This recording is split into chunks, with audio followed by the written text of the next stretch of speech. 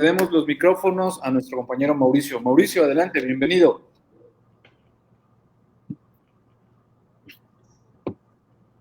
Gracias. Hola a todos, muy buenas tardes. Gracias a W Fiscal, actualizandome.com por la invitación a este evento, el Barra Libre y de Abogados, un lugar relajado donde me siento muy cómodo.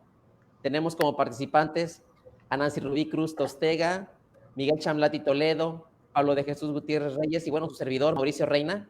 Y hoy vamos a hablar de unos temas muy interesantes, que son las decisiones más controvertidas de la Suprema Corte de Justicia de la Nación en materia tributaria. Y bueno, colegas, amigos, obviamente son las decisiones más controvertidas para nosotros, ¿verdad? Ya después habrá otras.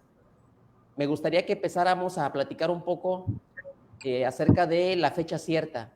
No sé si podamos empezar a platicar sobre esta jurisprudencia que en muchos foros se ha discutido, se ha platicado que por qué la exigencia de documentos privados para efectos de las facultades de comprobación de las autoridades, ¿qué les pasa? Yo la verdad no entiendo qué pretenden con los contribuyentes. Nos quieren dejar ya fuera del juego.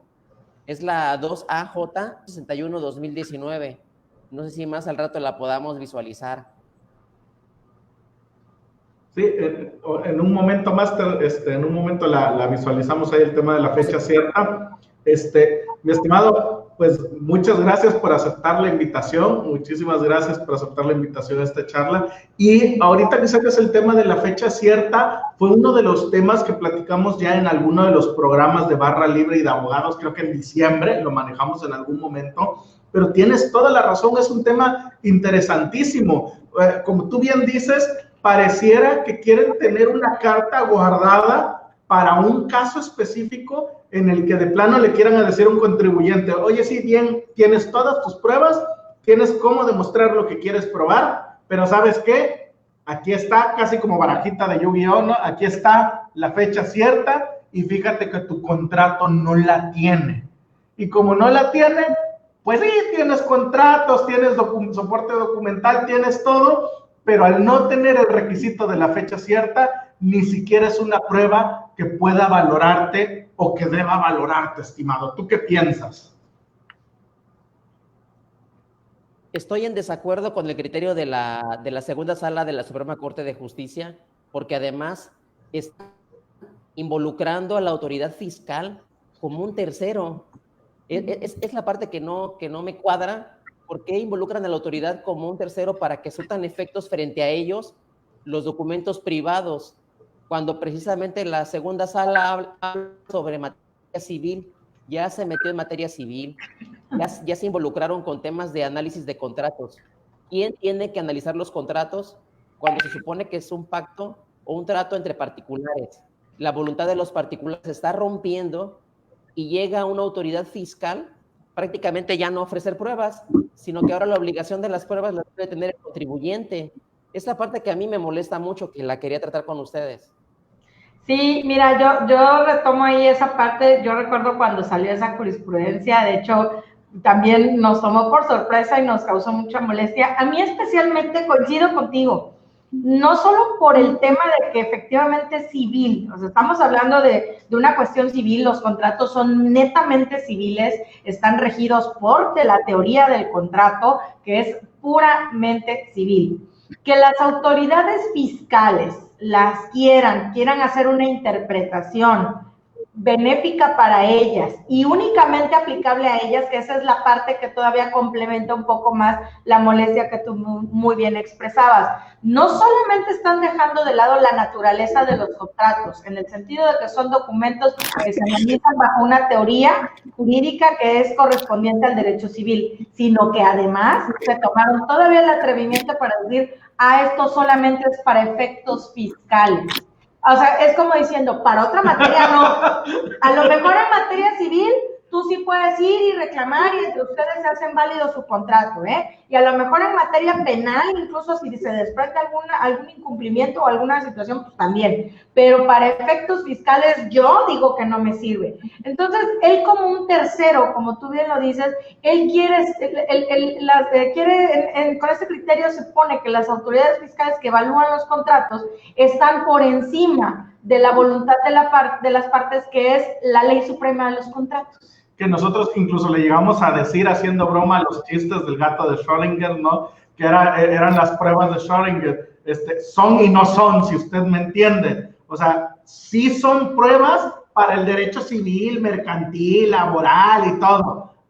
Pero no para la materia fiscal. Entonces llegamos a un punto donde desnaturalizamos la esencia de las pruebas, o sea, no solo de las pruebas, del derecho mismo. Empezamos a hacer una segregación donde los conceptos jurídicos que tienen su origen en materia civil, laboral, mercantil, no llegan o no tienen esa trascendencia hacia la materia fiscal. Entonces, me queda claro que la materia fiscal se cuesta aparte, pero esto a mí ya me parece un exceso, una invasión, una exageración y una clara separación sin ningún sentido de la materia fiscal de las demás áreas del derecho. Esa es mi opinión. Ahora, recordemos que en México están prohibidas las leyes privativas. Para mí, esto es una interpretación privativa. Y es por una de las tantas razones por las cuales este criterio es totalmente equivocado y no debería de haberse permitido. ¿Sí? Y de hecho, si uno lee el antecedente, es más, resolvieron sobre algo que no tenía que ver con la litis original del asunto. Eso es lo peor. El asunto fue un pretexto para emitir un criterio que ni siquiera guarda, que ya se quedó como jurisprudencia y que ni siquiera guarda relación con la litis original que inició ese caso. Eso es lo peor de todo. Yo ya no se enoja. Ya todavía no. Pero ya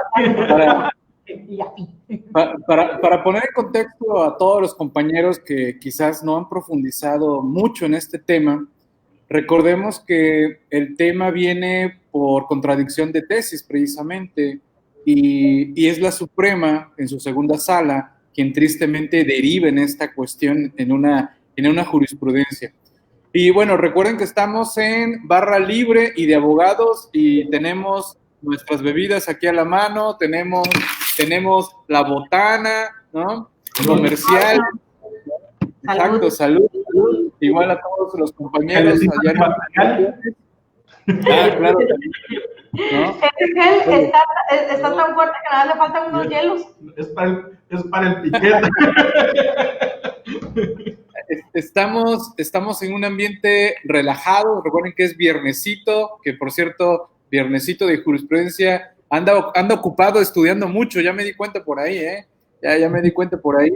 Pero bueno, un punto interesante de esto de la fecha cierta y que ya hemos estado abordando, como bien dices, Pablo, se abordó en una charla que creo que fueron como 2 horas y media, solo hablando de fecha cierta. Se ha abordado ya en varios artículos también en la revista Actualizándome y hay mucha incertidumbre de esto porque entre los compañeros del área contable empiezan a preguntar mucho y, oye, entonces esto significa que tengo que dejar constancia de fecha cierta y me tengo que ir a protocolizar, tengo que ir a sacar copias certificadas o me puede ayudar Prodecon o qué hago en la práctica alrededor de esto para cumplir con la fecha cierta, porque tristemente en este momento, pues la autoridad fiscal lo va a utilizar en un afán de hacernos al lado deducciones sobre todo, ¿vale? Por no cumplir con el tema de la fecha cierta. ¿Qué opciones tenemos, Mauricio, para cumplir con esto? No nos queda otra.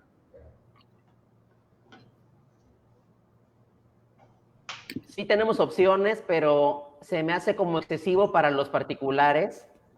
Es excesivo tener que planear ahora el enfrentar unas facultades de comprobación ante las autoridades. ¿Cómo vas a enfrentar al SAT en una visita domiciliaria o en una revisión de gabinete sobre documentos que, bueno, ni se acuerda el particular? Tener que fortalecer la documentación y dicen algunos que es erróneo. Dale fecha cierta. Ya hay personas que están vendiendo la fecha cierta. Le damos fecha cierta a tus documentos. Es ilógico darle fecha cierta a los documentos. Ya están también las opciones sobre que los documentos pasen por buzón tributario para que ante la autoridad hacendaria, la misma autoridad hacendaria, se le dé valor probatorio a los documentos que uno suba a la nube. Es una opción que han estado dando. También hay otra, que la Secretaría de Economía también expide un documento para certificar que se llaman constancias de conservación, que son estampillas digitales. Son opciones que están dando a los particulares para darle valor probatorio. De todos modos, sabemos que el SAT no se va a dejar. En realidad es una ayuda tan grande que le da la Corte a la autoridad hacendaria para prácticamente rechazar documentos como los contratos de mutuo, los préstamos mercantiles, entre otras. Y efectivamente rechazar gastos y deducciones. Así es. Exacto. Ya que tocas ese punto, yo quería compartirles una anécdota. Diría Franco Escamilla, parece chiste, pero es anécdota. Quiero también compartirla porque mucha gente se está yendo con la finta de que la fecha cierta ya, con eso, ya ahora sí, si yo llevo un contrato ya ante notario y ya lo hicimos, ya la hice, ya no voy a tener ningún problema, ya es un respaldo infalible. Y no es cierto. Ya tuvimos un caso de un contrato de mutuo, de una deducción que estaba siendo rechazada, y era un contrato de mutuo que se hizo ante notario en su momento. No, o sea, no fue ahorita, fue hace aproximadamente 5 o 6 años, se había protocolizado el documento tenía pagarés, el documento estaba en la escritura pública, o sea, no había manera en que nos dijeran que ese mutuo no era válido. Y aún así el SAT se las arregló para decirnos que el contrato era inválido. De hecho, utilizó la palabra que el nulo de pleno derecho, por la sencilla razón de que el mutuo se había acordado en la devolución o el pago del mutuo, mejor dicho, se había acordado que fuera en 2 partes. Una parte en un mes de enero y la siguiente parte en el mes de septiembre de determinado año. Pero llegado el momento, el primer pago sí se hizo en la fecha, pero el segundo no. El segundo pago se había recibido creo que 2 meses después de lo que decía el contrato. Pero pues bueno, al final pues, fue una cuestión entre las partes. La persona que había hecho el préstamo recibió el segundo pago 2 meses después, y cuando viene lo de la deducción, pues presentamos incluso diciendo, bueno, tan fue un mutuo, que aquí está en donde la persona que lo recibió lo pagó. Y el SAT nos dijo, sí, pero ¿qué crees? El contrato es nulo de pleno derecho porque no se cumplieron las condiciones del contrato, porque uno de los pagos no se hizo en la fecha que dice el contrato y por lo tanto ese contrato ya carece de toda validez. O sea, como no se cumplieron en específico las causas de las fechas de pago del contrato. Solo una. El cliente después se regularizó porque se había atrasado en un pago y ya después cubrió 2. Pues el incumplimiento de esa cláusula anulaba el contrato y por tanto no se ve como prueba. Y yo dije, güey, o sea, ya jueces civiles, o sea, ya las autoridades fiscales son jueces civiles que valoran hasta si se cumplió o no el contrato y quitan efectos mercantiles. Y le quitó toda validez. De hecho, lo decía que para efectos fiscales ese contrato era nulo de pleno derecho. Dije, Dios mío, ahora ya resulta que también son jueces civiles, ya también interpretan contratos de tal modo, y hasta en su momento cuando tuvimos que litigar el asunto, pues así dijimos, bueno, ¿y quién es el SAT para venir a decir que un contrato es nulo de pleno derecho solo porque uno de los pagos no se hizo en la fecha que decía ahí? Se realizó, pero en una fecha posterior. Tan es así que no había habido una demanda de por medio ni nada y la otra persona se había dado por pagada. Pero aún así, siendo protocolizado por notario público, tuvimos ese detalle. Entonces, estamos a un nivel ahorita que ya no nada más es este tipo de criterios, nos tenemos que cuidar de absolutamente todo, porque como bien dices, Mauricio, el SAT le va a buscar a lo que sea con tal de rechazar. Y esto nos va a llevar tristemente a que tendremos que estar constantemente ejerciendo nuestra defensa contra la autoridad fiscal. Eso es lo triste, que un asunto que pues la autoridad se le antoja decirle alguna tontería como esta y vamos a tener que ejercer medios de defensa, ¿no? Exacto. Ya no podemos dejarlo pasar porque anteriormente pues la defensa hasta hace unos años era un poco más técnica, más legal, más de cuestiones, ahora sí, de cuestiones de técnica contable, cuestiones de técnica, pero ahora resulta que también tenemos que defendernos porque estamos cayendo ya en un absurdo y podemos llegar a perder un asunto. En este caso, si el cliente no hubiera buscado una asesoría legal, le hubiese perdido en este caso esa deducción, nada más por un criterio absurdo de un funcionario del SAT. Imagínense, o sea, a ese nivel, bueno, ya es una locura. Estamos ya en una locura. Perdón, alguien mencionaba algo. Quiero agregar algo más, amigos. Algo muy interesante. Sí, sí me escuchan, ¿verdad? Sí, claro, adelante. Perdón, tengo la boca llena de cosas.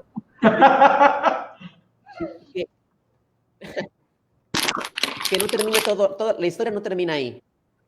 Tenemos a un tribunal que compra las jurisprudencias como una religión. Ni siquiera se van a desgastar en analizar el tema de legalidad, el cumplimiento contable, el tema financiero, la razón de negocios de un contrato privado, sino que sencillamente, si la autoridad dice que el documento privado no tiene fecha cierta porque no se protocolizó o se elevó a escritura pública, van a copiar y van a pegar la jurisprudencia y se acabó, ¿eh? Reconocimiento de validez. Ya se van a molestar. Sin análisis.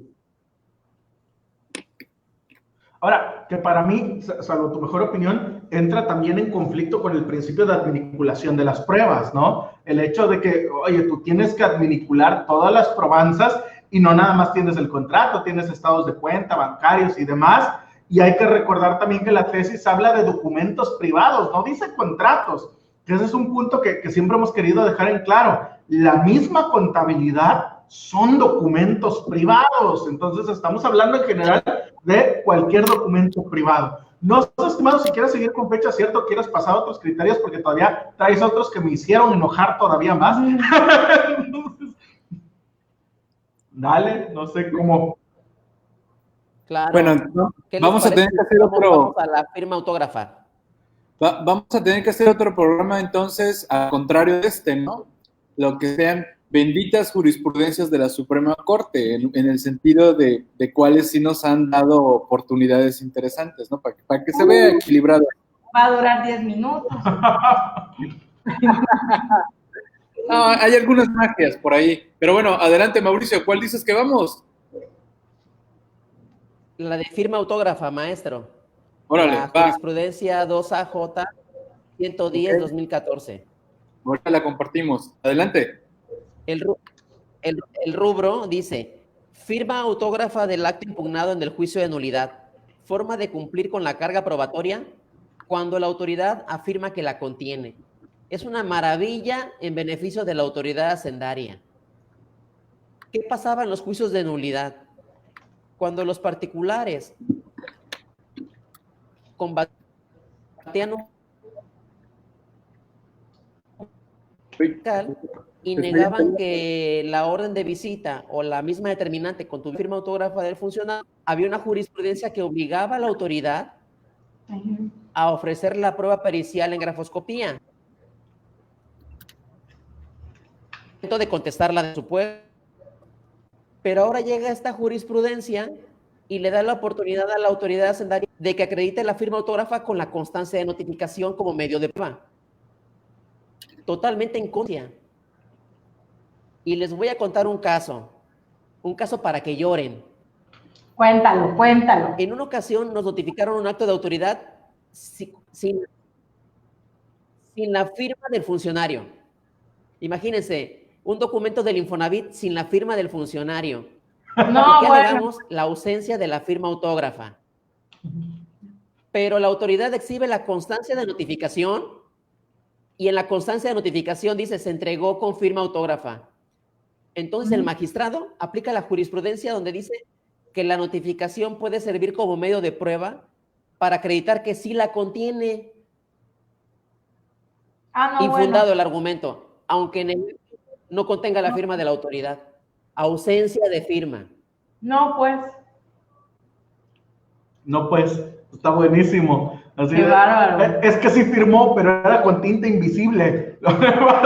Es invisible a ojo de los abogados. Lo que pasa es que si eres notificador, sí ves la firma. Pero si eres abogado, no. ¡Qué bárbaro! De veras que se lucen, ¿eh? Sí, ahorita que comentas eso, vaya, un caso que raya en lo absurdo, lo que platicas, realmente raya en lo absurdo, y es que esa tesis, cuando surge esa tesis con todos los antecedentes que dicen, De repente te dicen, oye, es que con que la constancia de notificación diga que la resolución tiene firma autógrafa, se entiende que sí tiene firma autógrafa. Y tú dices, bueno, y entonces el notificador es perito. O sea, el notificador la vio y dijo, no, sí, con base en mis estudios periciales, yo sé que sí tiene firma autógrafa. Te cuento una experiencia, estimado, si me permiten, algo que tú comentabas una vez. Alguna vez me tocó dar un curso en la ciudad de Córdoba, Veracruz, y el curso me tocó dárselo a personas no especializadas en derecho.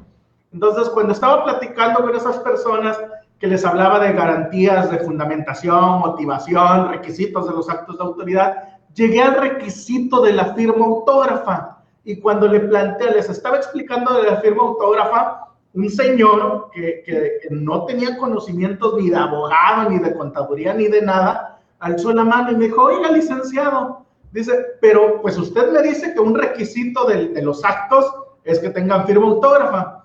A mí me han multado y yo he visto que sí, vienen con firma, pero a mí no me consta porque yo no estuve ahí cuando lo firmaron.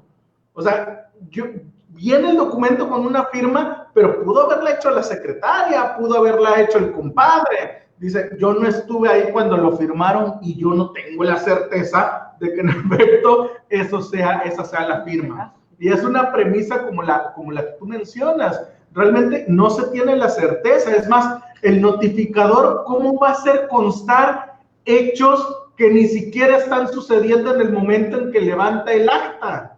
O sea, él está levantando un acta de que llegó al domicilio, no de que estaba junto al funcionario público, lo vio que estaba comiendo unos cacahuates y con la mano izquierda estaba firmando, ¿no? O sea, entonces, ¿cómo va a ser concebible que en una constancia de notificación se den a conocer o se manifiesten hechos que el perito, que el notificador no conoce, no le constan, no tiene los conocimientos técnicos para saberlo y además ni siquiera se llevaron a cabo ni en su presencia ni en el momento en que se llevó a cabo? Disculpa, mi estimado Mauricio, pero para mí eso es una estupidez. Lo veas por donde lo veas.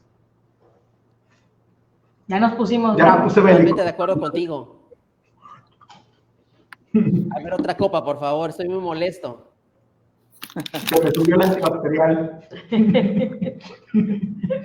Hasta así con el gel.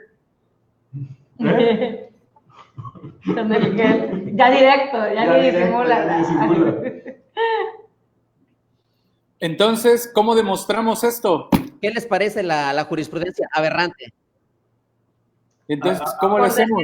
Magia. Desafortunadamente. Magia. Aberrante, definitivamente, mi estimado. No sé si tú quieres dar un comentario, digo, tampoco queremos absorber la plática nosotros, a usted, Máster, no sé si quiera dar algún comentario adicional sobre el tema de la firma. Es un tema que me molesta por las razones que ya platicábamos. No, pues coincido totalmente con ustedes porque recuerdo años atrás, hace 20 años, el tema de la firma autógrafa era totalmente distinto, ¿no? Y incluso la autoridad se atrevía a simular firmas, alterar firmas, y esto, pues, simplemente viene a tratarlos a curar en salud a la misma autoridad, ¿no? Sí, ya esta jurisprudencia, la que vimos hace ratito, de la fecha cierta, transgrede teorías civiles y esto, pero esta de la firma autógrafa transgrede hasta el sentido común. O sea, ya es un gradito todavía más allá. Como la resolución sin firma, ¿no? Como la resolución sin firma que comentaba. Que sí viene firmada. O sea, que no importa si no tiene firma, no, bueno, pues entonces, como para que me notificas legalmente, mejor pónmelo en una servilleta y va a tener el mismo valor, ¿no? Y pues, para que me lo fundamentes y motivas, mejor. Que de hecho, para mí, si me permites, ahí estamos partiendo de una valoración equivocada de la prueba. Porque esa acta, si tú estás exhibiendo el original y viene con sellos y viene con todo, eso te demuestra que el acta está manifestando hechos falsos, hechos contradictorios, hechos que no sucedieron. Y la propia acta por muy presunción de validez y de legalidad que tenga, es un acta que está levantando hechos contradictorios y que por tanto no debería ser susceptible o no sería susceptible de jugar como prueba para acreditar una situación que a todas luces se está viendo que no es. Es como si yo en este momento levantara un acta de autoridad donde dijera, Mauricio Reina como que debe 10 millones de pesos y como que tiene como 40 millones en su cuenta bancaria. Y además, pues tiene un Ferrari. Oye, pero es que no tiene el Ferrari, revisamos sus cuentas y no aparece. Ah, pero es que aquí hay una documental de la autoridad que dice que tiene un Ferrari y que tiene los depósitos. Entonces, no importa si Mauricio no tiene los depósitos, porque hay una documental que dice que sí. Para mí, si me permites, sería el equivalente y sería tanto como autorizar, como permitir, como fomentar la elaboración de pruebas falsas que hacen o que muestran o ilustran situaciones falsas. Así es. Así Ya, es. nos quedamos todos sorprendidos. Desafortunadamente el tribunal, Creo que todos nos quedamos esos pensando argumentos en los el Ferrari. Mauricio no contestaba porque se imaginaba en el Ferrari. A ver, como que Mauricio tiene son tiene infundados, retraso dice ahí. el magistrado. Trae un retraso por ahí, Mauricio, en audio. Sí, Ahí está. Adelante, ya, listo. sí. Buenas tardes, sí. Ya. Listo. Esos argumentos son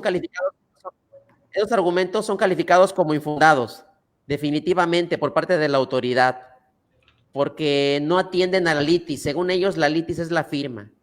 Y el tema de la falsedad y el tema de la calidad de la documentación es variar la litis. Entonces, en tema de firma autógrafa, olvídense, los tribunales han determinado o han reconocido la validez de resoluciones sobre estos argumentos, sobre la calificación del argumento. Ni modo. Que todavía hay algunas autoridades con las que se puede utilizar, ¿no? Sobre todo aquellas, por ejemplo, que notifican por correo certificado. Llámesele, por ejemplo, la que se me viene a la mente, Conducef. Conducef te notifica por correo certificado y pues al ser un sobre el que hace las veces de constancia de notificación, muchas veces no trae las indicaciones para demostrar que la resolución tiene firma autógrafa bajo los parámetros de esta tesis. Entonces, al menos nosotros, con resoluciones del estilo de Conducef y eso, no hemos tenido mayor complejidad y hemos podido seguir utilizando los argumentos de la firma porque no se contraponen a lo que dice la jurisprudencia al no haber una constancia de notificación que diga que la resolución viene firmada. Ok. Bien, pues igual vamos a invitar a los compañeros que hagan preguntas, que opinen, que comenten, que no se queden calladitos. ¿Qué problemas han tenido ustedes? ¿Qué han visto? ¿Qué han escuchado sobre estos temas? Así que adelante aquí a los compañeros que estén en el aula. E igual estamos pendientes de los comentarios allá a través de las redes. Es que están en shock todavía más. No lo pueden creer. Pues es que, miren, acuérdense que tristemente ya todos los actos de autoridad en cuanto a las cuestiones tecnológicas, pues, ¿qué podemos alegar en materia de firmas electrónicas? A ver, díganme, ¿qué podríamos alegar en firmas electrónicas a través de buzón tributario?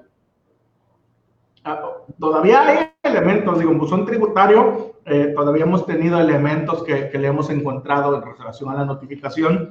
Pero en la firma. Por ahí hay un argumento que trae la licenciada Magali Juárez Arellano, es un argumento bastante técnico que habría que escuchar directamente de su palabra, que implica hasta el ofrecimiento de periciales informáticas y a través de eso busca demostrar cómo la firma electrónica que nos venden, la e-firma que nos venden, no es una firma electrónica, no cumple los requisitos de ley y por tanto la firma, dijera ella, la firma, la e-firma y la nada son dos nadas, ¿no? Pero es un análisis que ella ha hecho bastante completo. Si algún día tienen la oportunidad de escucharla, se los recomiendo. Y ahí explica todavía algunos puntos en relación a las cuestiones de la firma, de la e-firma o firma electrónica y de otra serie de temas relacionados con notificaciones por buzón.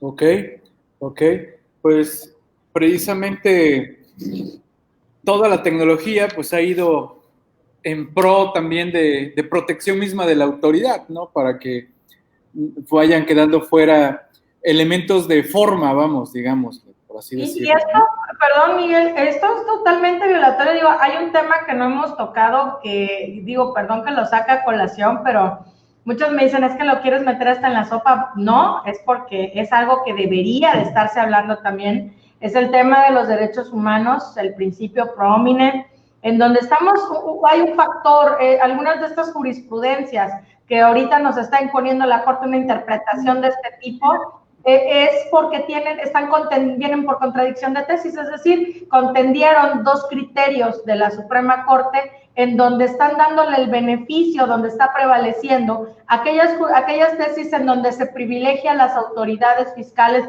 y no a los contribuyentes. Esto es totalmente contrario al principio pro homine. Los derechos humanos son una realidad en nuestro marco jurídico. Es una situación que el hecho de que muchos abogados lo desconozcan o lo desdeñen me preocupa sobremanera, porque nosotros a estas alturas, la reforma fue en 2011, estamos hablando de hace 9 años, a estas alturas todos los abogados de todas las materias, de manera interseccional, deberíamos de estar litigando, porque es aplicable a todas las materias. Digo, esto no es algo exclusiva de unas o de otras, esto aplica para todas las materias. Todos deberíamos de estar argumentando, todos deberíamos de estar litigando a través de los derechos humanos, y todavía no solo no es así, además estamos permitiendo que la Suprema Corte de Justicia de la Nación, que es quien debería de dar la mayor interpretación pro homine a sus propios criterios, ya no digamos a las normas, a sus propios criterios, donde contienen dos criterios que uno resulta más benéfico, en este caso para el contribuyente, están haciendo que prevalezcan los que benefician a las autoridades fiscales sin ningún tipo de justificación. Entonces, creo que es bien importante también tener eso en cuenta. La cuestión de los derechos humanos en materia tributaria es muy poco explorado. De hecho, la mayoría de los abogados fiscalistas, he notado que es algo que ignoran, lo relacionan mucho con los temas de, pues en materia penal sobre todo, en materia civil, materia familiar específicamente, pero la realidad es que no, los derechos humanos tocan interseccionalmente a todas las áreas, y aquí con este tipo de criterios estamos viendo la necesidad de que todos los abogados nos enfoquemos a aprender más cómo hacerlo, en hacerlo valer, no solo en aprenderlo, digo, porque aprenderlo podemos hacerlo de muchas formas. Podemos tomar seminarios, podemos tomar diplomados, podemos leer toda la literatura que haya sobre el tema, pero no va a pasar nada si nosotros no llevamos ese conocimiento a la parte litigiosa, a la parte real, si nosotros no se lo decimos a la cara al SAT, si no se lo decimos al Tribunal Federal de Justicia, si no se lo decimos después a los jueces federales cuando nos tenemos que ir a otras instancias, ¿no? Entonces, eso es algo bien preocupante. El principio pro homine ha quedado totalmente pisoteado con este y otros tantos criterios, ¿no?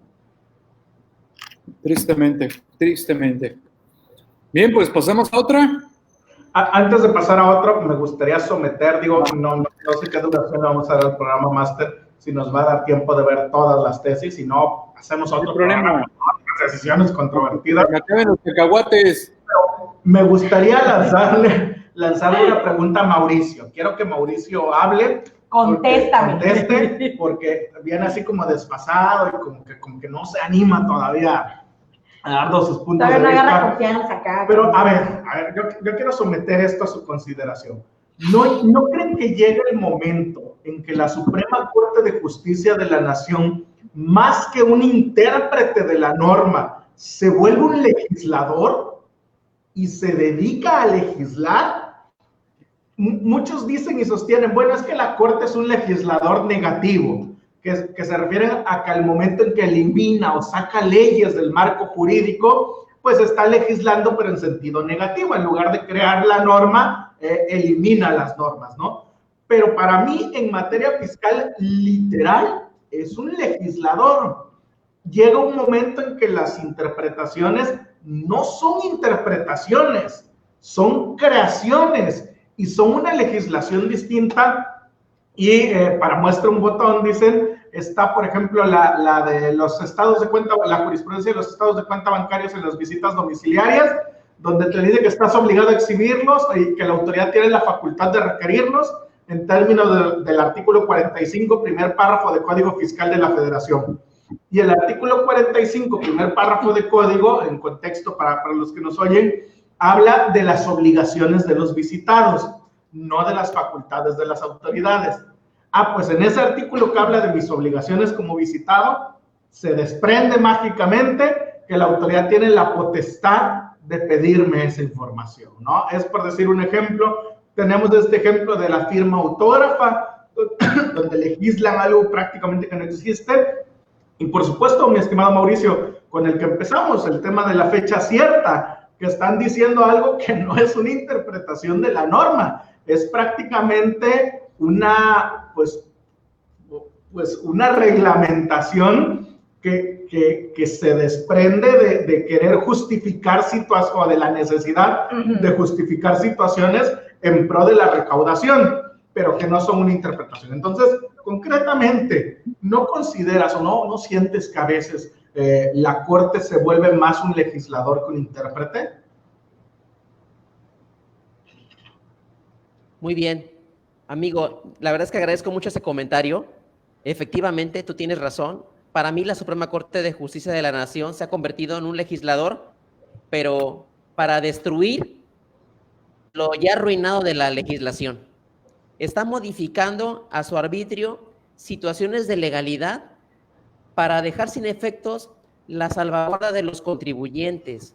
En la realidad es que se han quitado de encima expedientes, dando de baja números en los tribunales, en los juzgados, de tal suerte que se han cansado tanto de remitir ejecutorias. Recordemos antes, en el 2010, las ejecutorias por incompetencia de las autoridades.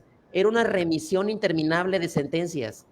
El colegiado decía, se remite el expediente para que la sala nuevamente dicte una sentencia y que analice la incompetencia material de la autoridad. Pero siempre en el acto de autoridad había argumentos de la autoridad de mandación interminable. La Suprema Corte, ¿qué hizo? Interpretó la norma y, como tú bien dices, argumentos como, ¿sabes qué? En el artículo 45 del Código se sobreentiende que tiene la facultad para pedir estados de cuenta bancarios, aunque específicamente no cumpla con el principio de la norma. Se rompió el de la legalidad y sobre todo también el del derecho humano en beneficios particulares. Estamos arruinados con la interpretación de la Corte, pero ¿saben qué es lo peor? Que estamos hablando de jurisprudencias del 2014, del 2015. Son los dientes que le dejaron a esta administración. Me estoy quejando por el error de antes, la verdad. ¿Cómo fue posible que interpretaran así? Y ahora estamos padeciendo la mala interpretación de los ministros. Sí, totalmente de acuerdo contigo. De hecho, si me permites, es una tendencia que yo tengo identificada más o menos de esas fechas, 2014, 15, 16. Algunos criterios que son bastante favorables son anteriores a esas fechas, ¿no? Incluso creo que algo que ilustra muy bien lo que estás comentando y lo que hemos venido comentando es una de las tesis que traes para análisis, que es la del principio, la de la litis abierta, el principio de litis abierta. No sé si quieres pasar a eso, estimado, o si quieres dar algún otro comentario.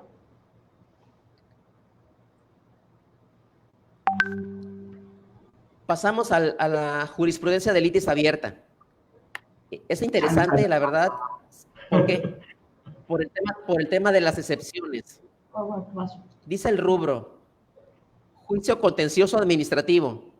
El principio de litis abierta que lo rige no implica para el actor una nueva oportunidad de ofrecer las pruebas que conforme a la ley debió exhibir en el procedimiento de origen o en el recurso administrativo procedente.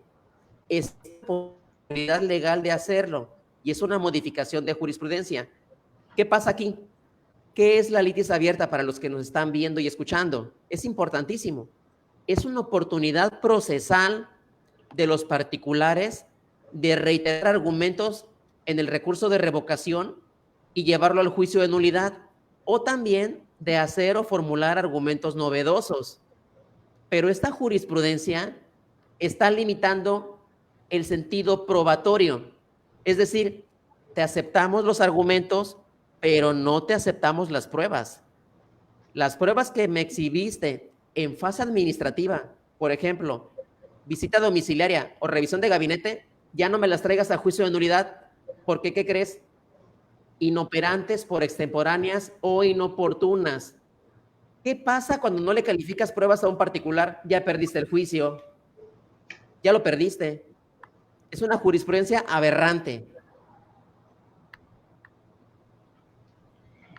Aberrante y además ilógica. O sea, a ver, ¿para qué me dejas argumentar algo nuevo si no me vas a dejar presentar una prueba que con la cual yo pueda sustentar este nuevo argumento que sí me estás permitiendo? O sea, entonces me pones a mí en lo ilógico de buscar un argumento nuevo, pero con pruebas que ya te presenté, y ya no puedo presentarte otras, incluso otras que a lo mejor en ese momento no tuve porque por cuestión de que ya estaban archivadas o por cuestión de que aparecieron después. No, ya no.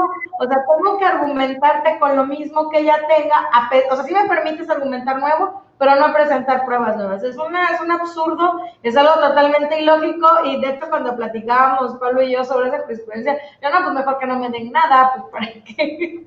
Aparte, creo que se encuadra más lo que comentabas hace un momento. Hiciste énfasis en algo, es una modificación. ¿Esto qué quiere decir? Que ya había un criterio anterior que también era jurisprudencia, que también era de la segunda sala de la Suprema Corte y que decía exactamente lo contrario, que sí se podían aportar nuevas pruebas. Teníamos ese criterio y de repente, después de una nueva y profunda reflexión, la Corte decide que ahora la segunda sala concretamente, que ahora hay que tomar el criterio contrario y que hay que hacer lo inverso a lo que traíamos. El principio pro homine, ya lo explicaba la licenciada Nancy, funciona cuando yo tengo una interpretación, cuando yo tengo una norma y tengo varias interpretaciones, tengo que adoptar la interpretación que sea la más favorable para la persona, para el contribuyente, etc. Aquí, si ya teníamos una tesis que favorecía al contribuyente y tenemos otra interpretación que no lo favorece, no hay que ser inteligente, no hay que tener ni siquiera estudios en derecho para entender que hay dos interpretaciones, una que favorece al contribuyente, una que no, y que pues si estoy obligado a aplicar el principio pro homine, tengo que tomar la más favorable.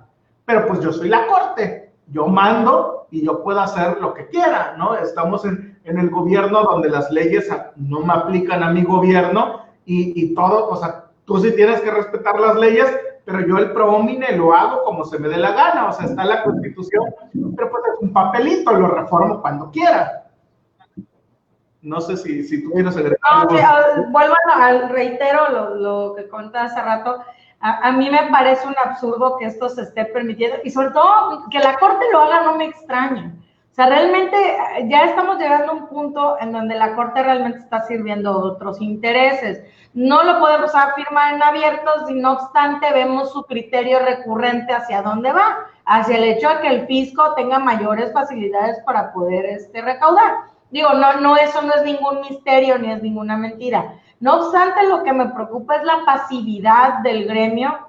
Me preocupa mucho ver que sí existe mucha queja, mucha inconformidad, pero también me preocupa ver en foros de abogados o luego incluso en algunas conferencias o en ejercicios de este tipo, me preocupa ver a varios colegas que dicen, bueno, pero es que pues ya lo dijo la Corte, ¿no? Incluso hay un programa que así se llama, lo dijo la Corte. Y esa frasecita de porque la Corte lo dijo, muchos colegas lo toman de, bueno, es que como ya lo dijo la Corte, pues es que así es. Y pues es que ya no se puede hacer nada, y pues es que ya así es, ¿no? Ya es algo que se quedó, y la realidad es que no, o sea, la jurisprudencia, si bien es un criterio vinculante, obligatorio, cuando ya se vuelve jurisprudencia, no significa que realmente esté bien, ni significa que es correcto. O sea, volvemos al principio promine, me preocupa mucho ver la pasividad, ver la aceptación, ver, más que aceptación, creo que resignación en muchos casos. Muchas veces dicen, bueno, pues es que ya así dijeron, pues así hay que hacerlo. No, o sea, aunque así sea, aunque así esté plasmado como una interpretación de la Corte, está en nosotros, en todos los abogados, en todos los que nos dedicamos a esto, el que cada vez que tengamos que litigar un asunto, el argumentar por qué no es correcto, por qué no está bien. O sea, no digo que vayamos a resolver el mundo, no obstante, no nos podemos quedar de brazos cruzados, ¿no? Es así como se hacen los cambios. De hecho, si existió primero un criterio que decía una cosa y luego llegó otra que decía algo diferente, es porque alguien lo intentó así. Entonces, nosotros tenemos que seguir aportando para seguir buscando un cambio, para que se haga un cambio de manera correcta o para evitar que este tipo de criterios sigan surgiendo. Pero sí es importante que nosotros estemos muy pendientes, no solamente de que digamos, bueno, es que ya lo dijo la Corte y pues ya no hay manera de cambiarlo, o es que ya está bien y es la interpretación última y esto es lo correcto, no. O sea, alguien me decía alguna vez en Facebook, que es donde luego tengo un poquito más de comunicación con la gente, como me decían en Facebook, es que ya si los ministros de la Corte lo dijeron, ¿tú qué vas a saber más si tú eres una simple litigante? Me dije, bueno, si ese es el criterio con el que tú te mides, qué pena. Y la verdad, qué triste. Yo no estoy diciendo que sepa más que los ministros, pero sí sé reconocer cuando se equivocan. Y por muy ministros que sean, no significa que tengan la razón 100%, ¿no? Entonces, si vamos a estar teniendo ese tipo de visión tan corta, pues no, nosotros tenemos que ver que la ley es la que está por encima de todos nosotros. Y las leyes no se pueden interpretar así. Si bien lo están haciendo, no significa que sea correcto. Bien, sobre este tema, para que a todos los compañeros que nos están viendo y escuchando les quede claro, prácticamente lo que vino a hacer es asegurarnos que nuestro recurso de revocación, si es que tenemos oportunidad de interponerlo, que espero que sí, tenga y esté súper armado para que pues podamos en su momento defenderlo de manera correcta en el tribunal. Eso es lo que vino a hacer. Porque ¿qué sucedía antes de esto? Nos saltábamos el recurso de revocación, ¿o no? Sí. Era lo más económicamente procesalmente hablando, nos brincábamos el recurso, realmente no tenía mucho sentido, ¿no? Digo, para que le quede claro a los compañeros. ¿Mande? ¿No te escuché? Que decía que ahorita, realmente en términos estratégicos, en muchos casos brincarnos el recurso o irnos directo a juicio pudiera jugarnos en contra, sobre todo por el tema de las pruebas, ¿no? Entonces, pues realmente ya tenemos que explorar más la opción del recurso. Tristemente, y a lo mejor eso daría pie a otro programa, la efectividad del recurso no es la mejor. Todos sabemos que los recursos los tenemos que promover casi de trámite, en muchos casos como estrategia precisamente para poder contar con un bagaje probatorio que nos pueda servir para el juicio de nulidad, el juicio contencioso, pero pues bueno, tenemos que hacerlo. No es en todos los casos, depende, pero sí es una opción que no la utilizamos o no decimos, vamos a promover un recurso porque contamos con elementos para que la autoridad revoque su propio acto. La realidad es que no lo hacen, lo tenemos que hacer por otras razones, ¿no? Tristemente así es. De hecho, eso nos daría pie para otro programa, que habláramos de la efectividad real del recurso de revocación como tal, que sabemos que pues es como mínima, ¿no? Se está robando mi tesis. Y eso no tiene nada que ver con la tesis de maestría de Pablo. Esa es mi tesis, la obligatoriedad de la jurisprudencia para las autoridades administrativas al resolver el recurso de revocación, que por cierto hay una tesis de la Corte que dice que no es obligatoria la jurisprudencia para las autoridades administrativas, ¿no? Entonces no se encuentran obligadas. Yo hago un breve análisis en mi tesis, espero algún día, estimado, que podamos compartir este tema para tratar de justificar, por lo menos, porque sí debería ser obligatoria, ¿no? Que no lo es porque dijo la Corte, pero pues sí debería de serlo y sí hay elementos para obligar a las autoridades. Y ahora nos pusieron con mucho gusto, que sea un programa nuevo. Vamos a tramitar una firma. ¿Qué pasó? ¿Qué pasó? El máster nos confunde. No, sí. Nada más nos trolea. ¿Es eso o el antibacterial estaba muy fuerte? No. Iba a mostrarles un área del portal del SAT que se quedó en el año 2010 y que al día de hoy sigue siendo aplicable para enviar ciertas cuestiones. Imagínense, un portal 2010 que requiere que entres con un navegador de hace 10 años, con un Java de hace 10 años, porque si no, no te deja ejecutarlo. Pero bueno, esos son otros temas. No, y déjate, ya viste que Internet Explorer le van a dar las gracias el próximo año. Yo creo que el día que salió esa noticia, el SAT se debe haber jalado los cabellos, porque quién sabe qué van a hacer sin Internet Explorer.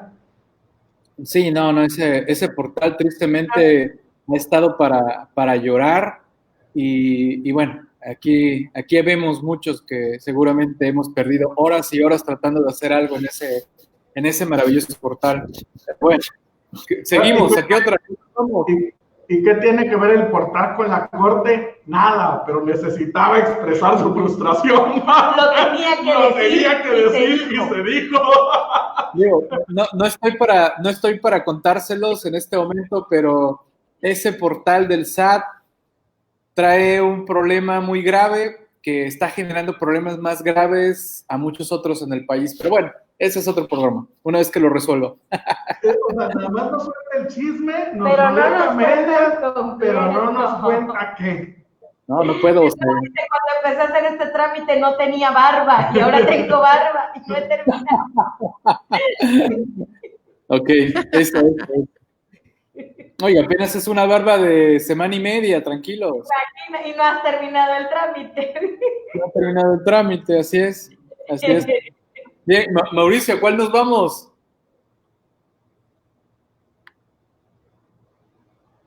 Mauricio, la una. Vamos con la que tenemos al final, límite de deducciones.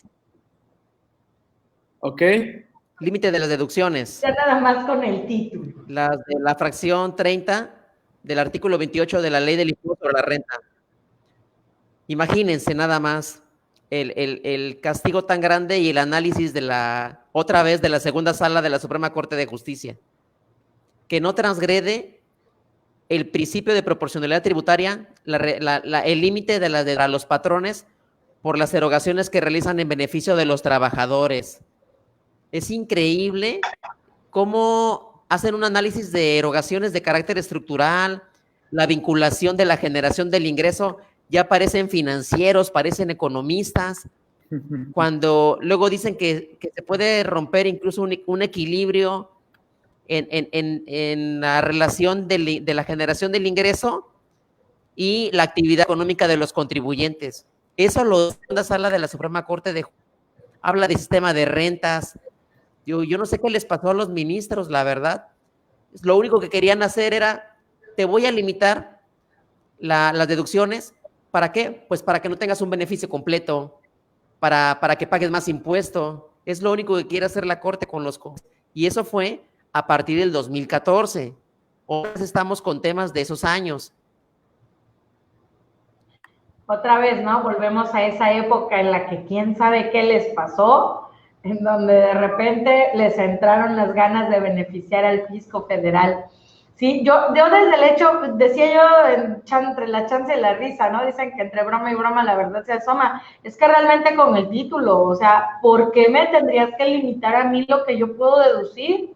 O sea, si al final todas mis deducciones cumplen con todos los requisitos que están en ley, ¿por qué habrían de tener un límite? Si yo puedo darle a mis trabajadores todas las prestaciones que yo quiera, al final a lo mejor quiero apapacharlos, a lo mejor quiero darles un lugar de trabajo o hacer de la experiencia de trabajar conmigo algo único. ¿Por qué me lo vas a limitar? O sea, esto no solamente me parece grave en términos legales, me parece grave hasta en términos económicos e incluso invasivo del libre mercado. ¿Por qué? Porque a lo mejor yo como patrón para tener mejores trabajadores, para tener mejores empleados, yo les estoy creando una carga de beneficios amplia para poder ser competitivo con otros patrones, en donde además de un sueldo van a tener mayores prestaciones que en otros lados. ¿Por qué?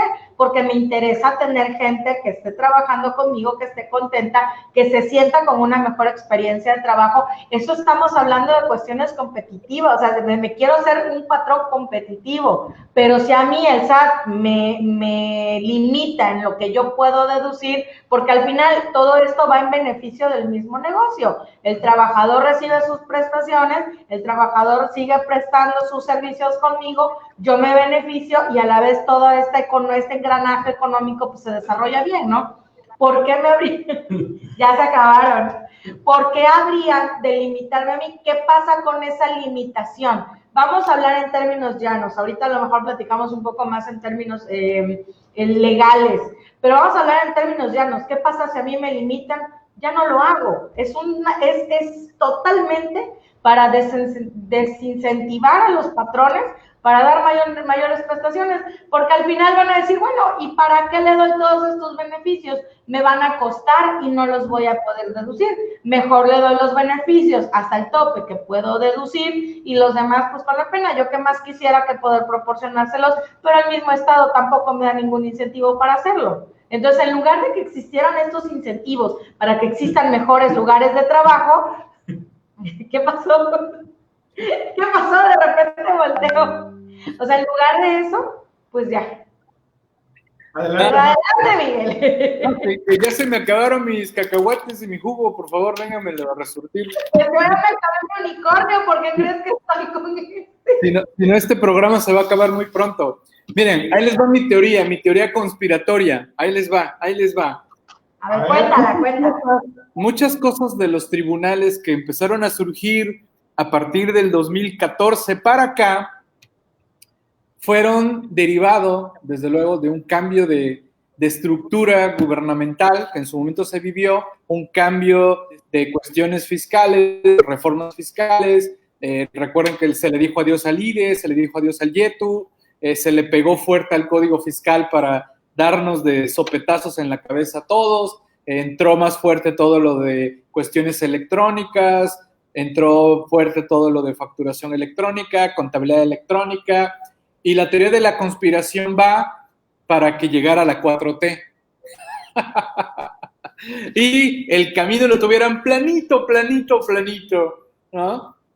Y los cambios dentro de los ministros, allá, los cambios estratégicos para que elementos que estaban en el SAT subieran a estar ahí en esos personajes denominados ministros que dieran la bendición y que prácticamente, tristemente, muchos de nosotros en estas cuestiones legales decimos, eso me huele a que lo va a traer la Suprema y le va a dar su bendición, ¿no? Así que esa es mi teoría de la conspiración. La verdad, recuerdo cuando hablábamos esto del 28 fracción pornográfico, que así le denominé. Tengo un artículo denominado el 28 pornográfico de la ley de renta. Y precisamente yo recomendaciones que di y dije, señores, esto se me hace un verdadero absurdo, que creo que los tribunales nos van a dar la razón, y estuvimos haciendo las anuales considerando la deducción el 100% y nos dieron un hocicazo, ¿no? Tristemente, ¿no? Así que, pues, por más que Nancy trate de ser positiva, la entiendo, ¿no? Que trate de ser positiva, de que tenemos que seguir alegando esto, el otro, aquello y aquello, nada más esto lo ven los tribunales y ven, hay jurisprudencia, llégale, ahí, pum, y adiós, hasta que haya un cambio muy fuerte allá en los ministros y ya no estén con camisa del SAT puesta, me voy a atrever a pensar que van a haber reversas a estas cuestiones. Pero tristemente que seguimos viendo gente del SAT que sube al tribunal, del tribunal hayan repartiéndose después en procuradurías y viceversa al SAT y sube después a ministros, ¿no? Creo que voy con una idea que han dicho muchos colegas, espero que en breve se legisle para que no puedan llegar a esos puestos gente que estuvo en funciones en el SAT o en los tribunales, en varias cuestiones tributarias, no escalen a ser personajes dentro de otros niveles, como es el caso de los ministros. No llores, Pablo, vete por unos cacahuates, por favor.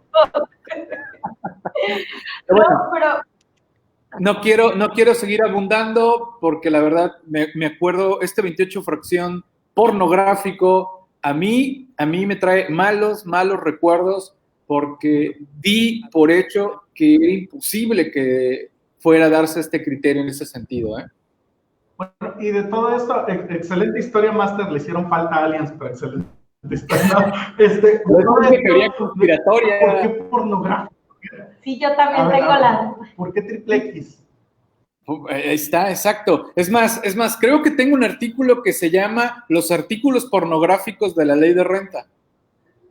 Lo voy a tener que buscar, ya lo hice creo que hace 8 años, no recuerdo hace cuánto. Ay, ¿Se cortó un poquito la señal, Master? No, aquí estoy.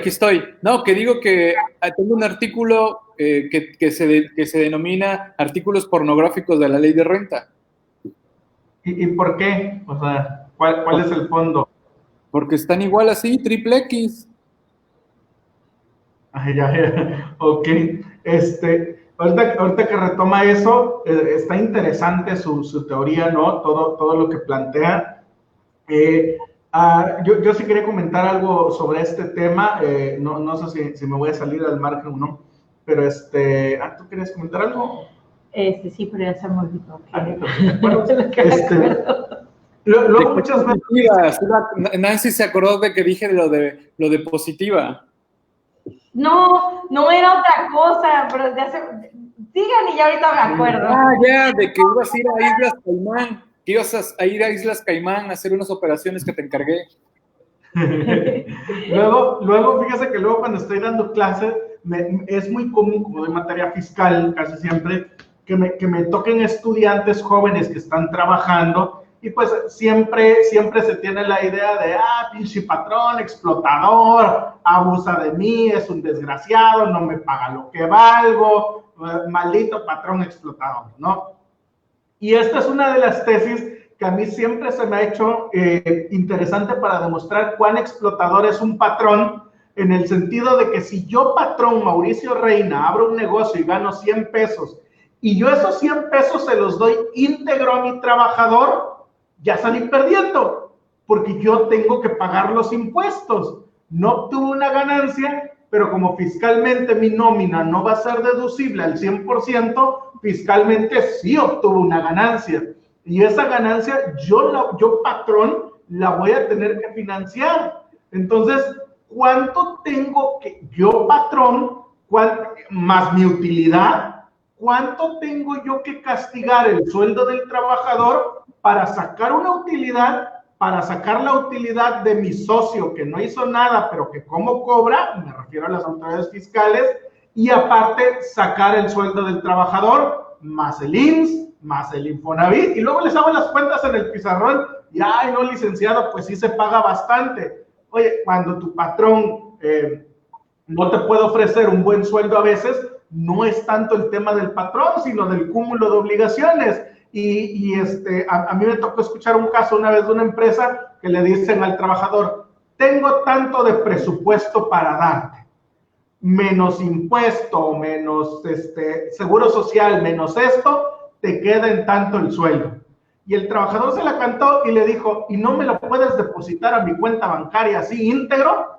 Oye, pero es que ¿cómo va a ser? Sí, tú deposítamelo y yo ya veo cómo le hago para justificar, ya digo que son aportaciones para un movimiento, ya yo a ver qué digo en un futuro para justificar de qué es ese dinero, pero es que yo quiero los 50,000 que me estás ofreciendo y no los 30, 25, 20,000 que me quedan después de todos los pagos que tienes que hacer por darme de alta y por tenerme regularizado, ¿no? Entonces, no, yo no quiero que me tributes como empleado. Entonces, ya cuando se la volteas al empleado y le dices, a ver, yo como patrón te puedo dar tanto y todo lo que hay que pagar sale del presupuesto que tengo autorizado para ti, tú decides. Y es cuando ya el trabajador hace conciencia y dice, no, es que si el patrón está pagando un montonal, él me quería dar tanto y al final me termina dando tanto, ¿no? Y la parte relevante de la tesis, a mí me gusta mucho este final, cuando dice, la tesis, Mauricio, como bien lo dijiste,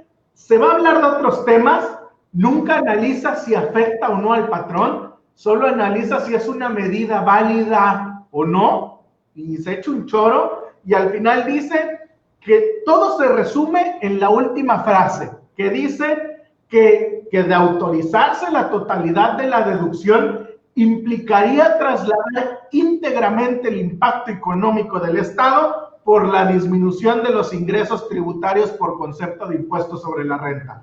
Básicamente te dice, oye patrón, es que si te dejo deducir todo, yo no voy a recaudar y yo voy a absorber lo que le pagas a tu trabajador. ¿Y cómo va a ser? Que yo, Estado, absorba lo que le vas a pagar el trabajador. No, eso tienes que absorberlo tú, patrón. Y tú le vas a pagar un sueldo al trabajador y vas a ver cómo le haces para además sacar para pagarme mis impuestos. Entonces, este punto, Mauricio, Máster, Nancy, me parece muy relevante en el sentido de que tiene que dejar claro o tiene que dejarnos ver que muchas veces no es una situación atribuible al patrón.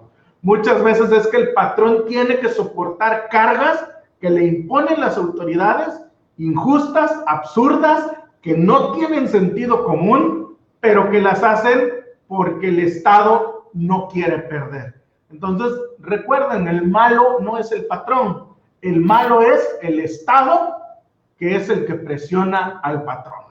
Oye, Pablo, si no te gusta este país, ya sabes, hay que irte a otro, allá hay otras reglas, ¿eh? Estas son las reglas aquí, así que aguántate, ¿eh? Ah, sí, no, aquí, si te gusta vivir en México, así son, ¿no? Y así son las reglas, nada de rescatar empresarios, porque los empresarios son malos, los empresarios son un cáncer en este país, son unas malas personas. Los impuestos se dan en los árboles. Los impuestos se dan en los árboles, de ahí salen los impuestos y con eso puede vivir el gobierno, no hay problema.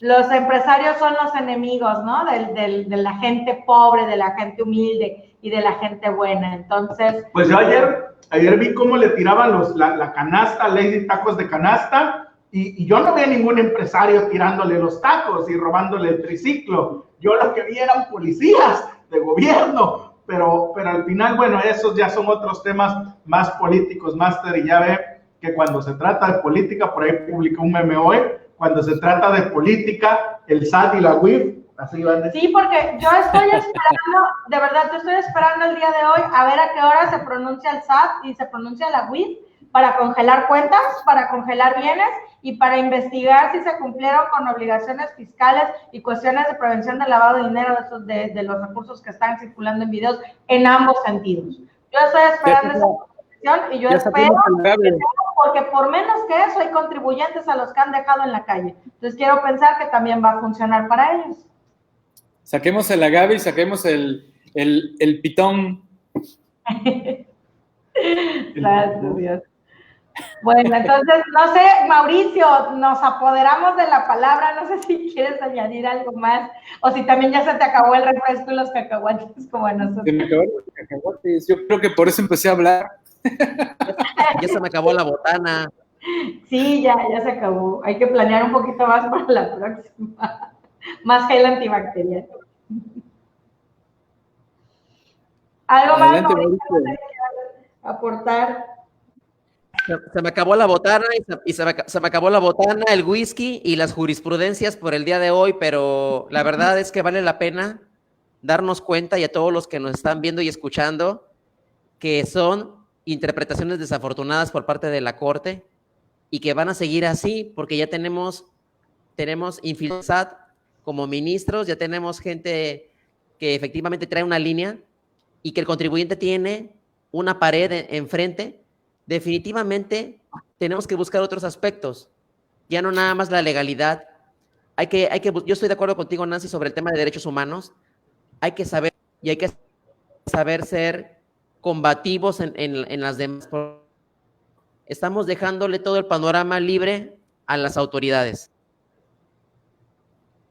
Paguen su IVA de Spotify, por favor. Paguen su IVA de Spotify. Aquí, Master, sí, me gustaría leernos unos comentarios.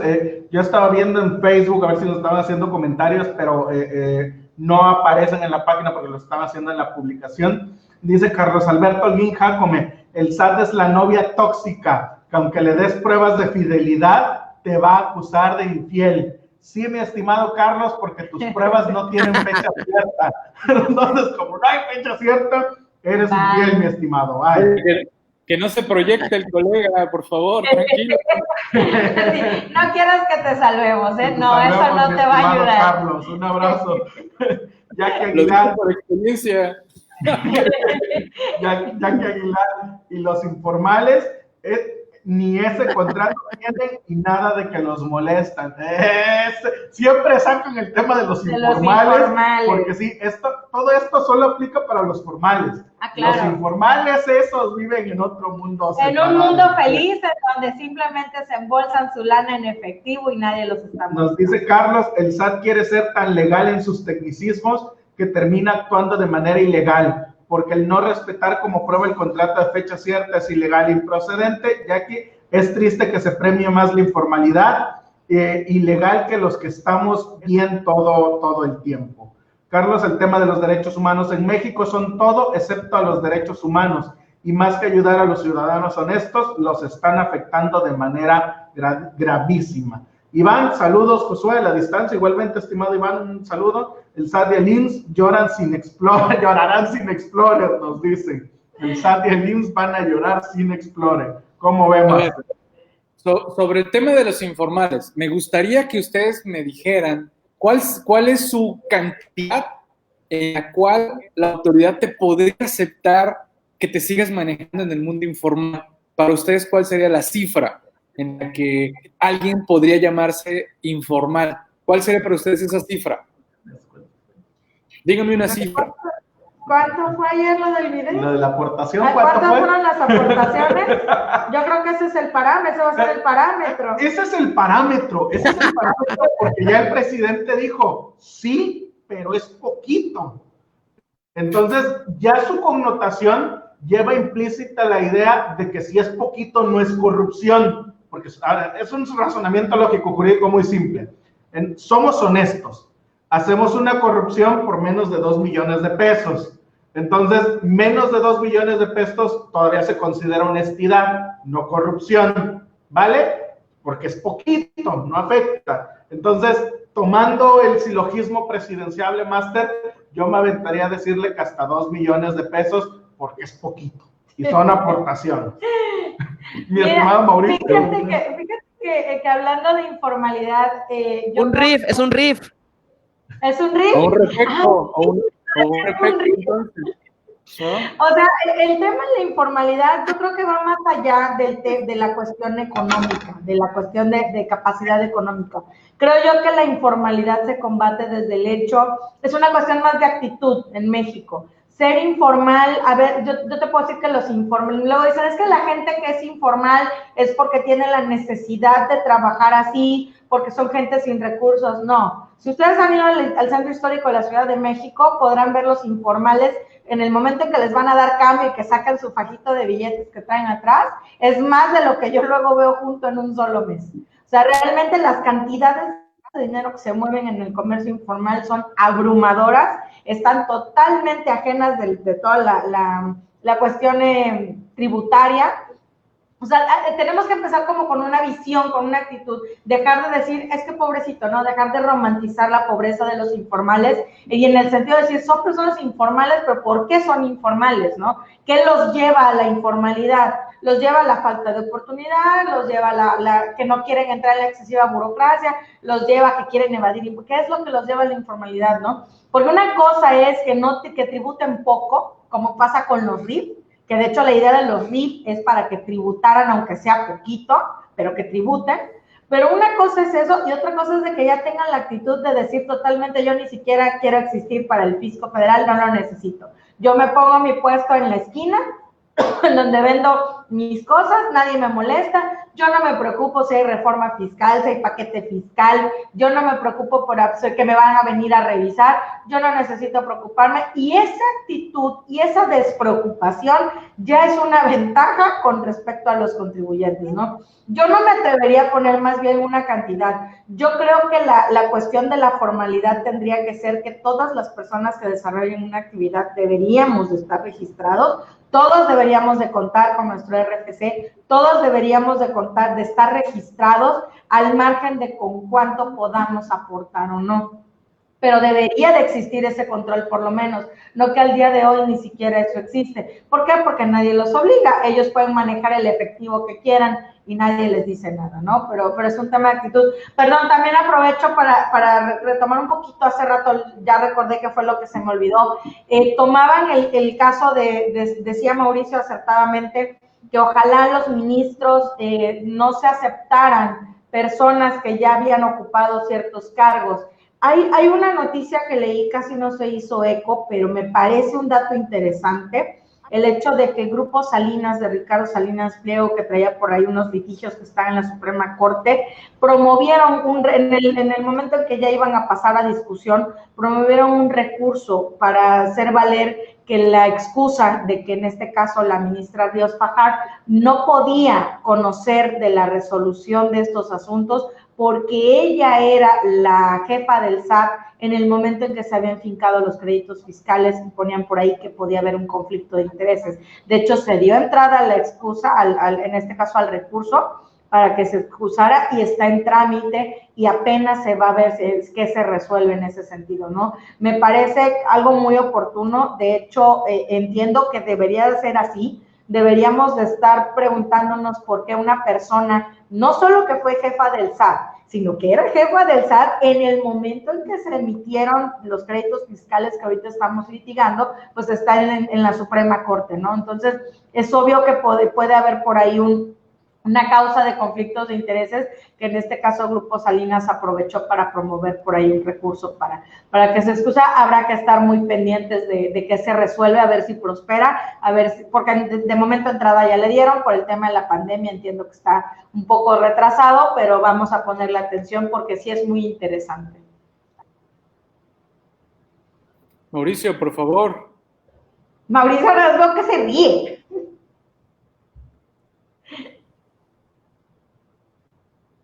Estoy consternado con todo lo que están diciendo. La verdad es que yo también estoy en contra de la informalidad, pero también la entiendo.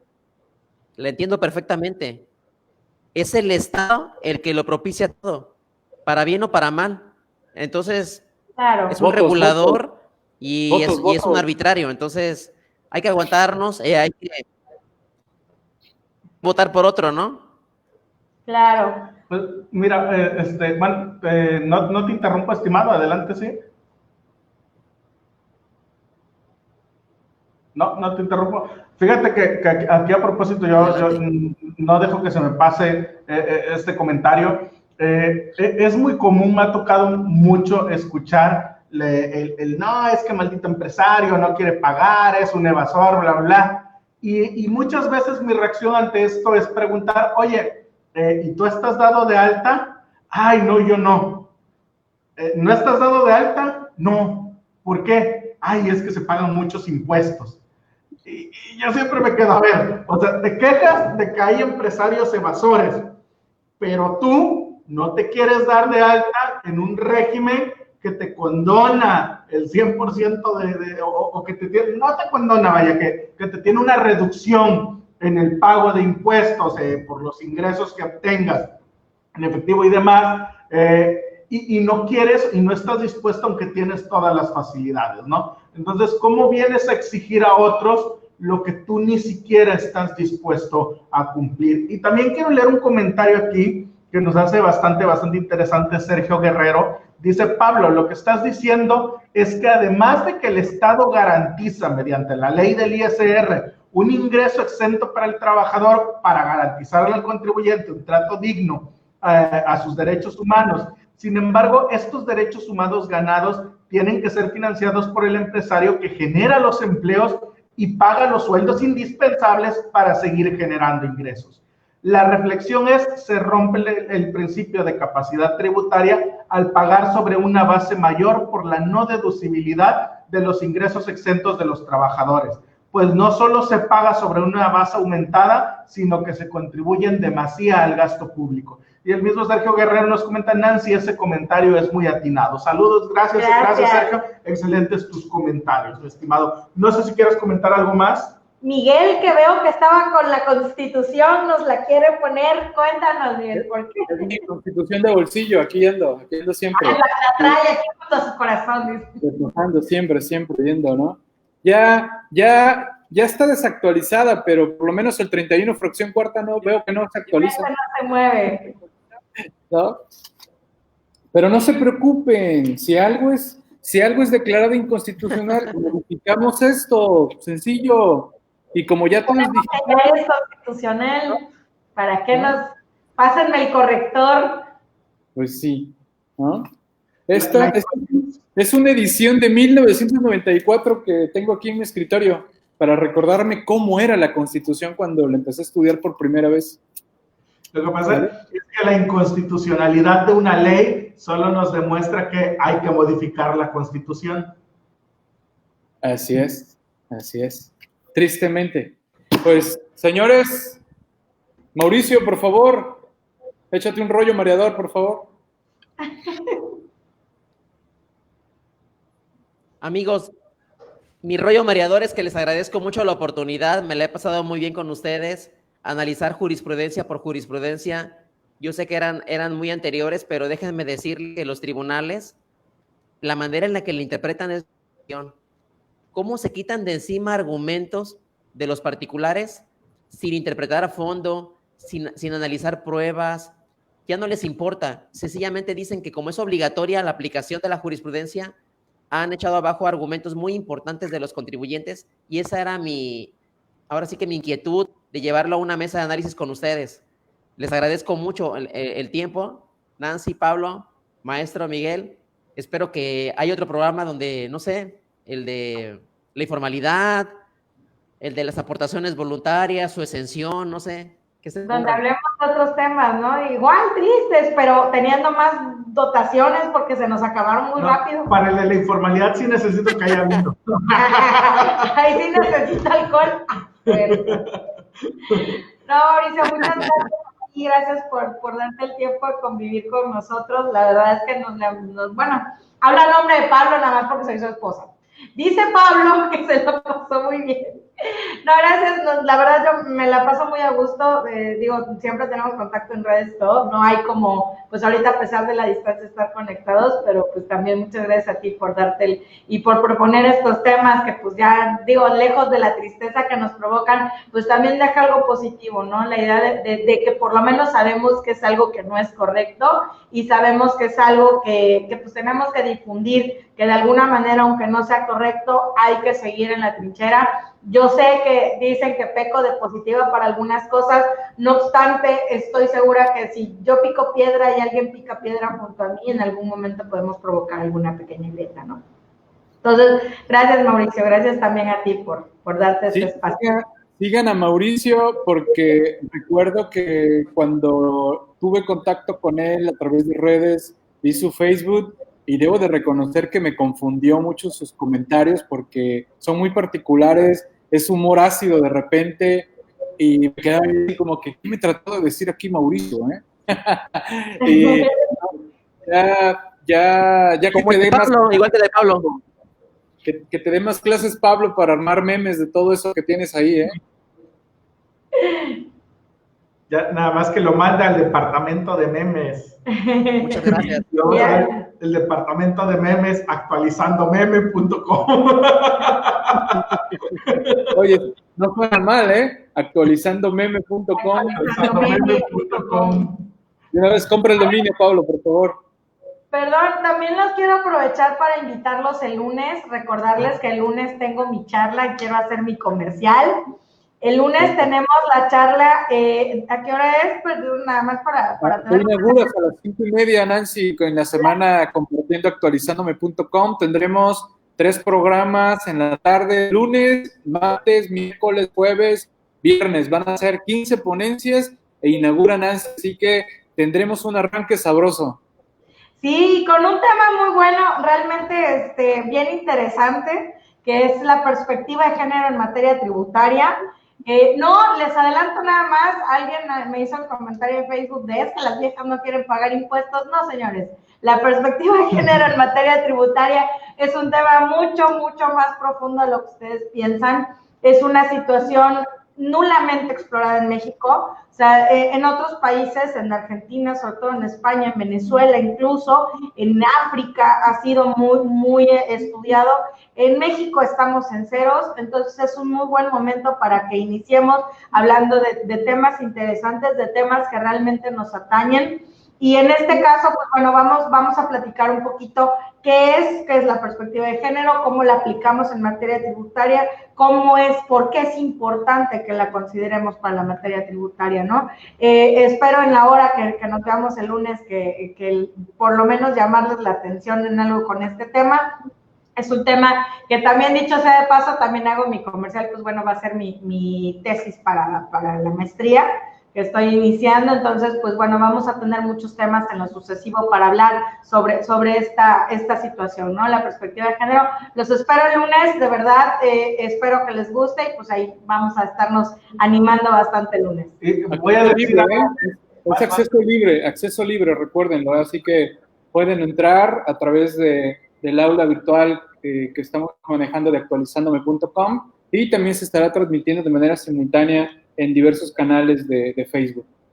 Master, voy a decir algo también. Digo, yo sé que está mal que lo diga y no debería decirlo así, pero están interesantes los temas que trae en perspectiva de género. Mi cabecita le empezó a escuchar y enseguida empezó a armar agravios para cuando nos toque o tengamos oportunidad de pelear esta perspectiva, porque va a sonar horrible lo que voy a decir, pero realmente tiene potencial en tratándose de defensa de derechos de contribuyentes que sean mujeres. Y aquí me queda también otra pregunta. ¿Cuántos clientes les ha tocado defender que sean mujeres? ¿Sí? La mayoría, y se los puedo decir para mí en mi experiencia, la mayoría de mis clientes son varones.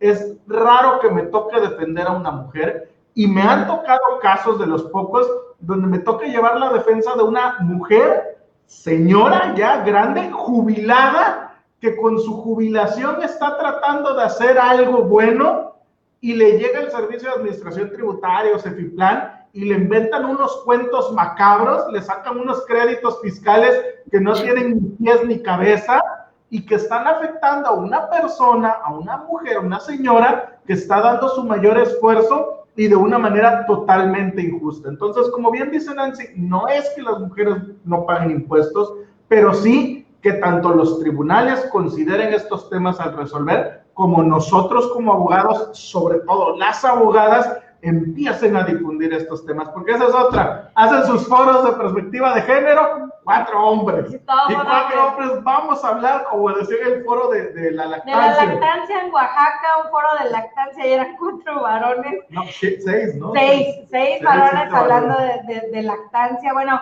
realmente es un tema muy interesante. Yo los espero el lunes. Estoy muy, muy emocionada con inaugurar esta semana compartiendo, actualizándome y pues bueno, ahí estaremos el lunes. Bien, pues gracias por recordarme, Nancy, de la semana. Va a estar intensa la semana, la verdad. Así que nos abrimos espacio para ello. Todos los que estaremos interviniendo, desde el Consejo Directivo de la revista Actualizándome, estaremos apoyando a todos los compañeros ponentes. Y pues bueno, ya estaremos organizando. Y ahí, Mauricio, quiero que de una vez te me vayas anotando. Vamos a armar en breve una serie de eventos de articulistas de la revista Actualizándome. También vamos a ir armando en breve. ¿Vale? Así que ya te estoy comprometiendo por ahí, estimado Mauricio, que desde luego agradeciendo todo tu apoyo a lo largo de estos meses. No, a ti, al contrario. Al contrario, ahí lo vamos armando. Pues bien, pues nos despedimos de manera formal, informal. Es viernes, estamos en barra libre y de abogados. El juguito no aguantó. Bueno, dicen que era jugo. Y así como hace Miguel, yo acércame un hijo. Mi jalecito. Ahí está. Mira, ahí está. También cacahuates, son cacahuates Sabrita. Ahí está, patrocinador oficial de Barra Libre de Abogados. Ahí está, ¿no? Dios. Pues listo, ya cerramos el programa. Gracias, ya Sin estamos Jeps. Sí, exacto. Ahora, el famoso Jeps. Y bueno, todavía no traen etiquetado raro y extraño, No, por cierto. no. El etiquetado que todo el mundo ignora, que nadie le está haciendo caso. Y ahora resulta que todo tiene demasiada sal, todo tiene demasiada azúcar, todo tiene demasiadas calorías.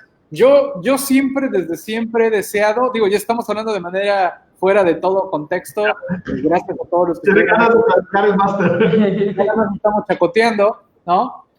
Meramente, lo que yo siempre he deseado es que salga algo que me indique que ya mis calorías ya son suficientes y que ya no debo de comer más. Y ya, que hubiera aquí, trajéramos una alerta, algo, ya, cálmate, ya son tus calorías, ¿no?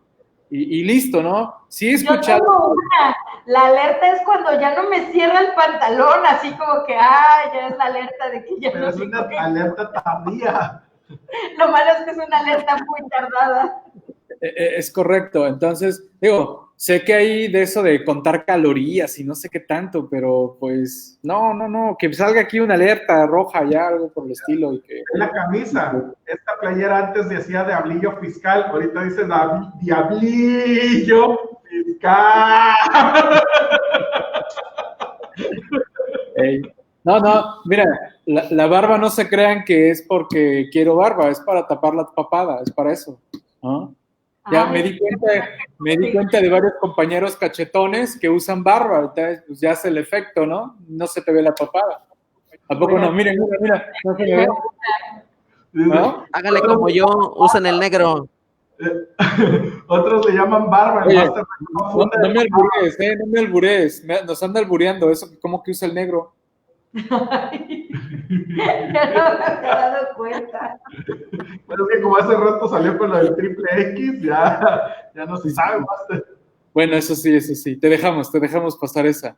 Oye, a ver, explícanos qué tienes atrás de cuadro, Mauricio.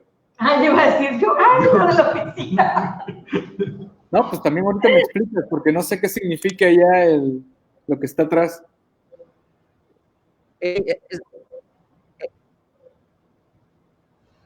Oye, ¿se fue el audio? Es un cuadro y es la puerta del baño y las escaleras. No, por eso, pero explícanos qué cuadro es. O sea, tu cuadro es... La puerta del baño, pintura al óleo sobre... Es un cuadro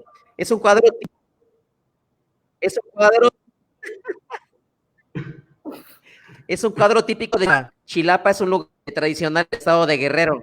Okay. Pero veo como que si fueran dos personas en un balcón, algo así, ¿no? ¡Qué buen ojo! ¡Qué buena vista tienes, Miguel! No, es una... No. Oye, eres bueno para las presuntivas. No, ya le di zoom, ya vi que es como varias fachadas de casas, ¿no? Sí, ya vi. Así es, es una ancianita que está ante unas fachadas, sí. Ya, ok, la ancianita está allá abajo, perfecto, órale, ya le estoy dando zoom, ya, mira, ya te estoy viendo ahí el cachete, mira, ya te vi el cachete ahí, el granito.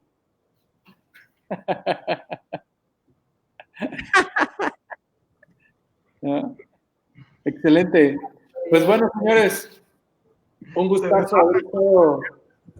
¿Qué tenían esos cacahuates? Igualmente.